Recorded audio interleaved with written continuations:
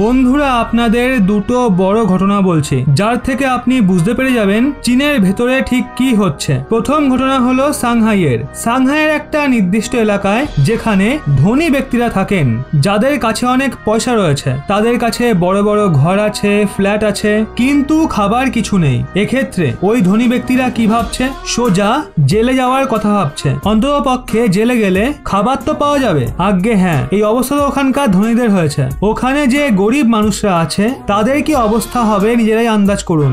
এর থেকেই বোঝা যায় চীনের যে জনতা রয়েছে তারা কি পরিস্থিতির মধ্য দিয়ে যাচ্ছে। দ্বিতীয় ঘটনার ব্যাপারে, যার থেকে আপনারা জানতে পারবেন একটা দেশ হিসেবে চীন কতটা ভারী লোকসান পোহাচ্ছে। আসলে চীনের যে বড় বড় ম্যানুফ্যাকচারিং কোম্পানি রয়েছে তাদের কাছে বিলিয়ন বিলিয়ন ডলারের অর্ডার পড়ে আছে, কিন্তু বানানোর কেউ নেই। ফ্যাক্টরিগুলো বন্ধ হয়ে পড়ে আছে। আর আগে যে মাল তৈরি হয়েছিল তা চীনের বড় বড় পোর্টে, বন্দরগাঁওয়ে ওইভাবেই পড়ে আছে। কন্টেনারের পাহাড় তৈরি হয়ে গেছে বন্দরগুলোতে। কেন?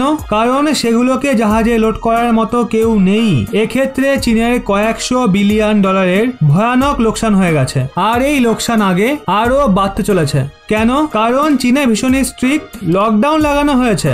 আর যদি কোন এলাকা থেকে একটাও করোনা রোগী বেরিয়ে আসে তাহলে ওখানে মানুষদের খাবার কেনারও অনুমতি দেওয়া হয় না। তারা ঘরের বাইরে বের হতেই পারে না, সে সিচুয়েশন যতই কঠিন হোক। কিন্তু দুনিয়ার সবচেয়ে কঠোর লকডাউন লাগানো সত্ত্বেও চীনের ভেতরে করোনা কাবুতে আসছে না। স্বয়ং চীন পরিসংখ্যান দিয়েছে এই সময়ে যে মৃত্যুর সংখ্যা রয়েছে তা আড়াইয়ের মাত্রাকেও ছাড়িয়ে গেছে। আর যে ইন্ডিপেন্ডেন্ট এক্সপার্ট রয়েছে তারা বলছে চীন মিথ্যা পরিসংখ্যান দিচ্ছে, আসলে মৃত্যুর সংখ্যা আরো বেশি। আর চীন মৃত্যু সংখ্যা এর জন্য কম বলছে যাতে তাই জনতাদের কাছে এই সংকেত না যায় যে চীনা সরকারের করোনা কন্ট্রোল পলিসি পুরোপুরি ব্যর্থ হয়ে গেছে, করোনা থামার নামই নিচ্ছে না।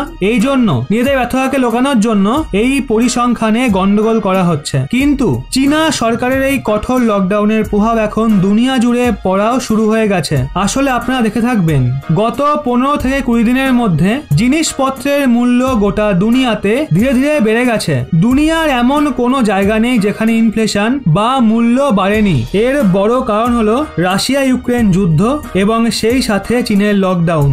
কেন?